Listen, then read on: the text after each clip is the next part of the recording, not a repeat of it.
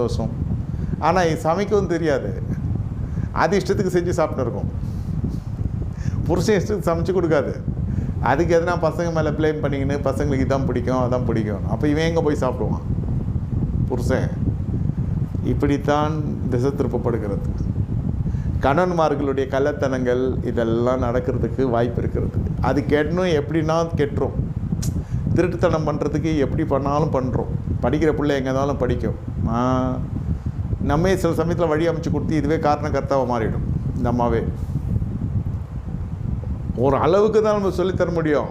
சரி, வசதி போல் இருக்காத, உன்னை அழைச்சானா நல்ல வஸ்திரம் உடுத்திட்டு அவங்க கூட போ, மன ரீதியில் பயணப்படு, புறப்பட்டு புருஷனோட கிளம்பி வா, இல்லை மனைவி அங்கே விட்டு வராத, மனைவியை சேர்த்து கூப்பிட்டு வா, தனியாக விடாத, இவ்வளோதான் சொல்லித்தர முடியும். கல்யாணம் தான் பண்ணி வைக்க முடியும், எல்லாம் அவங்க நம்ம பின்னாடி நிற்க முடியும். சொல்கிறாங்க இல்லையா, அது போல தான்.